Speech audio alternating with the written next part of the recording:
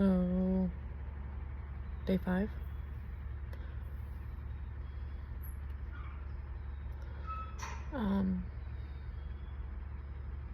I called on the apartment to check to see if maybe I could get in sooner. And somewhere along the lines there was some miscommunication,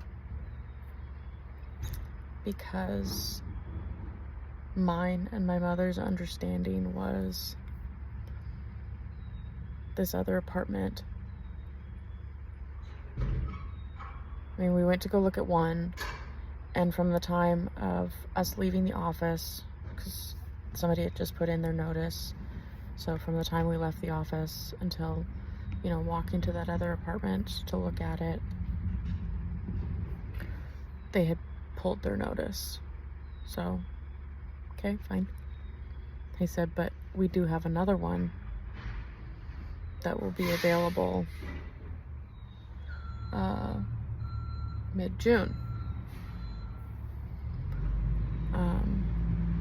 Because she's already put in her notice, and,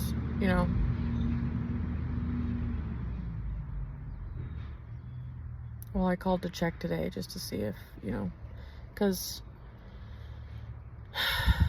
for anybody who's not familiar, in Washington State, if you've lived in an apartment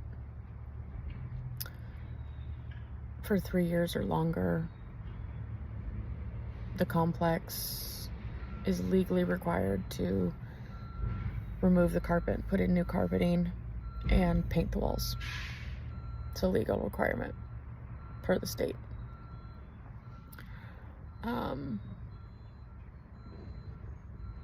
So I thought, takes time. I get it. So the 6 weeks time frame, I thought was going to be a little bit easier, because I thought that I was going to be able to park in my mother and her husband's garage with my cats and sleep in there in my car, because he won't let me sleep in the house. And he won't let, me bring my cats in, and he hates my dog, even though my other 2 sisters' dogs are in the house. Just because my dog hates him, but he just hates everything about me. So, because he couldn't diddle me when I was a little kid. So, and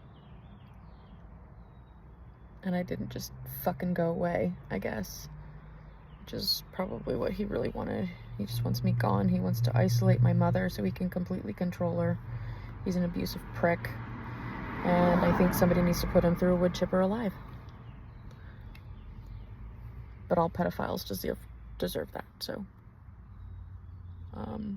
anyway, I called to check on the apartment this morning, and they said, no, we don't know when that apartment's going to be available. I said, that's not the indication that we were given. I was told that the apartment would be available in mid-June if I wanted it, to come bring the deposit, the hold deposit. And she's like, yeah, I'm so sorry you were given that impression. We did try and call you for an available unit that we had open up, and we left a message. I said, no, you didn't. Nobody left a message. Nobody left a voicemail. Nobody has called me from your phone number. So, she's like, okay. I told her, I was like, I'm homeless. I'm living in my car.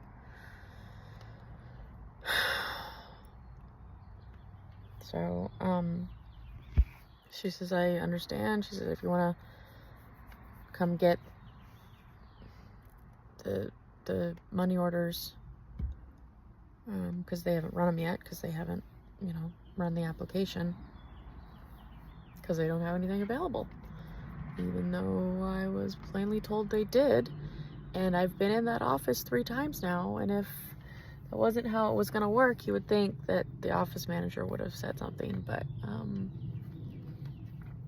anyway, my depression is really, really bad. like really bad.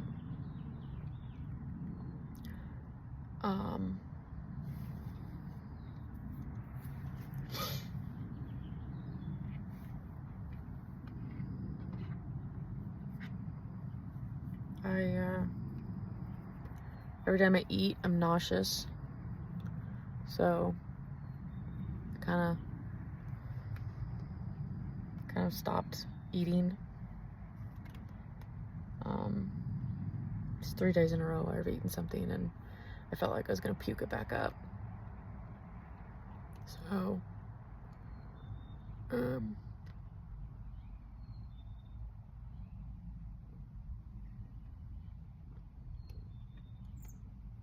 I'm not drinking enough, and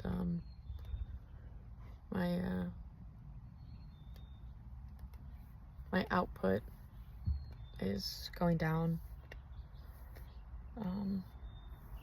It's becoming a color it's not supposed to be. But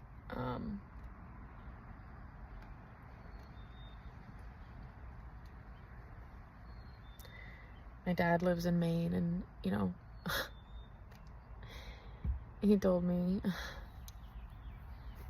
he's older, you know. He's a Blue Water vet. He should have been disabled the moment he came back from Vietnam, because he was on a ship out in the water where the Agent Orange was blown out by the breeze when they released it in country. So, but he's been struggling with that, getting that approved, and he says, I'm just, you know, I'm right around the corner from homelessness too. And then in the next sentence, he's like, you know, if I could find the money and get you here, would you come? Like, I've got this extra bedroom. I says, really? What? No. It's like, well, I've offered you a solution, you don't want it. And my dad is...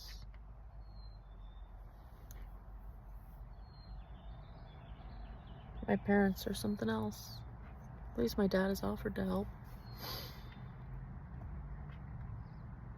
My mom's response is, you just need to go get a job. You just need to go get a job.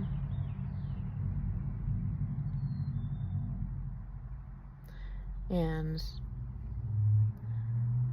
all the friends I thought I had in my corner through this disability process, they've all said the same thing.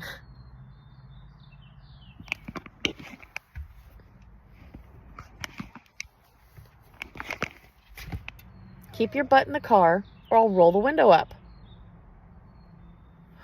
This cat. Gotta roll the window up.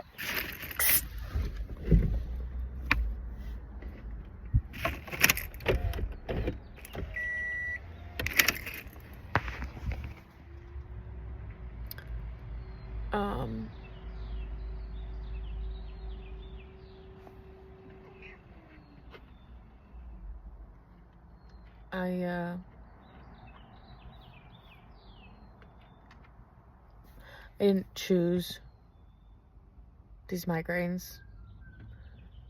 And currently I have one sitting pretty firmly behind my eye and in the back of my neck and my head.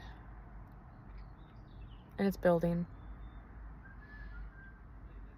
And it's hot. It's hot over here. I don't usually have them on the left, so it's a lot more painful.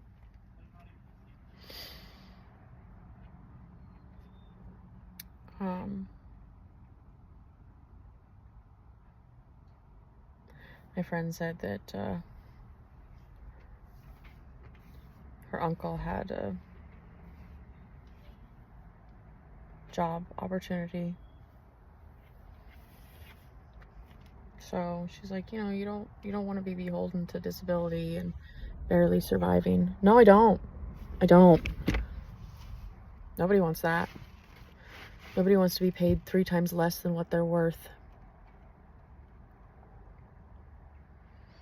when they've paid into the system 5 times and should be getting, you know, 3K minimum, and yet they're barely getting 900.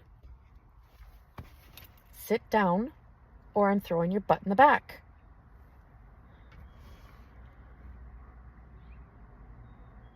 My patience is very thin. My anger is very high. I'm very angry at God. My faith is almost non-existent. I have no hope. I have no hope.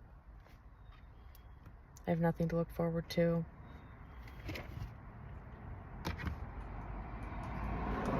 So instead of 6 weeks in the car, it's currently, I don't know how long, but I have a feeling I'll end up in the hospital before the month's end. I'm barely mobile. Sleeping in the car has messed up my body. With fibromyalgia, you have to be really careful.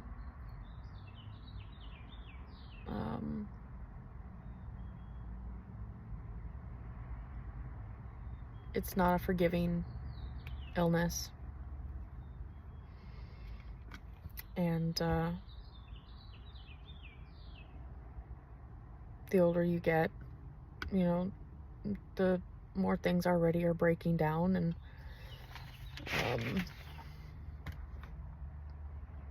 so it's painful. And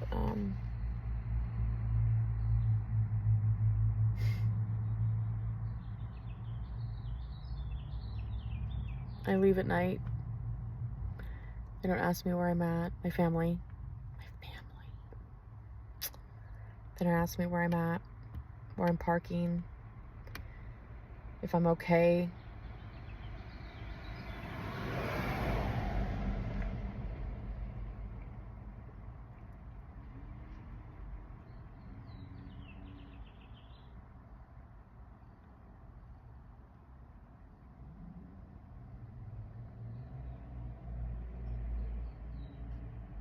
I have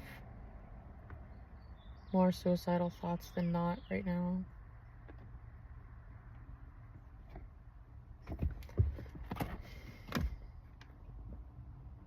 My cats and my dog are the only reason